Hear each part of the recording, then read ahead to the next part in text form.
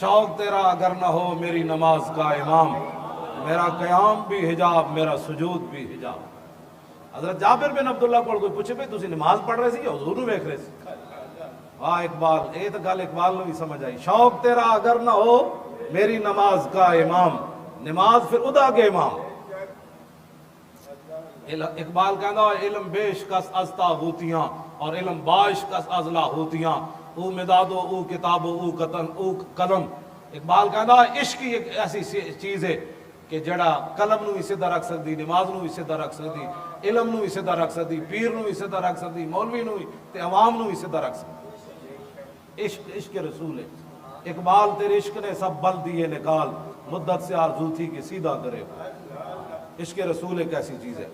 کہنے جب رسول فلما قضا صلاتہ، جب نبی علیہ السلام نے نماز مکمل فرمائی، قل نا، کہنے میں ایک نہیں کی تھی گل، قل نا، اسی سارے صحابہ نے مل کے عرض کی تھی یا رسول اللہ رائنا کا تبسمتا، حضور اسی ویکھیا تسی نماز پڑھا رہے سی نالے مسکرا رہے سی۔ جے صحابہ کوئی خلاف شرع کام کیتا ہوندا نا کہ حضور نے فرمایا تسی نماز پڑھتے پے سی یا مینوں ویکھ رہے سی؟ رائنا کا، حضور اسی ویکھیا تسی مسکرا پے ہو، تو میرے آقا نے نہیں فرمایا تم خلاف شرع کام کرتے ہو، تمہیں میرا خیال آ گیا۔ یہ تے عقیدے ہن گڑے گئے نا انگریزاں دے کہن تے، ہاں جی، یہ تے ہن عقیدے گڑے گئے نا جناب کے خیال آ جائے تو ایسے ہوتا ہے، تو اٹھ کے اڑے تھے ایسے ہوتا ہے، تو ہاتھ باندھ لو تو ایسے ہوتا ہے۔ وہ تو صحابہ تھے، فرمایا رائنا کا تبسمتا، حضور آپ نے تبسم فرمایا۔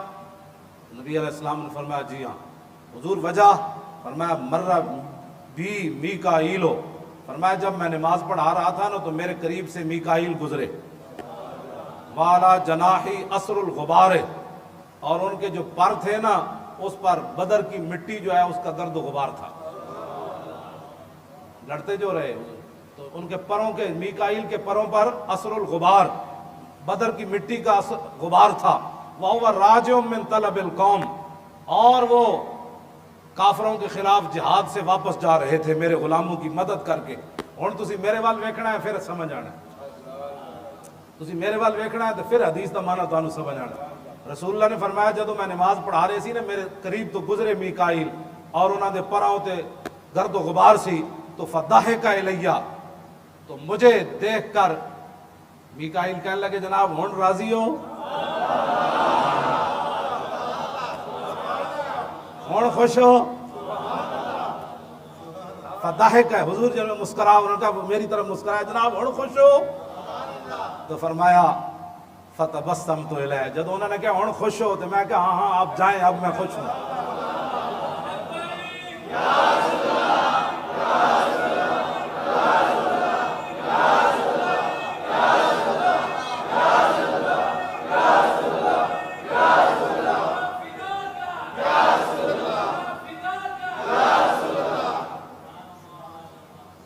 اب تاریخ لبیک یا رسول اللہ کا کام کرنا ہے، ہر طرف لبیک کا نعرہ لگانا ہے۔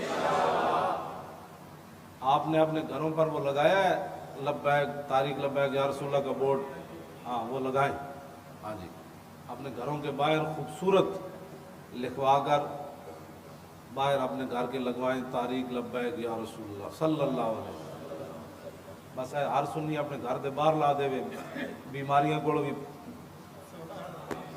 ہاں جی، گندے جراثیموں کو بھی، حضور کا غلام رہتا ہے، کسی کو بتانے کی ضرورت نہیں ہوں، میں سیدھا سادہ ہوں، انہوں پتہ لگ جائے گا بھائی یہ وہ جو سیدھا سادہ ہے جس کی توڑ لینڈ صدیق اکبر تک جاتی ہے۔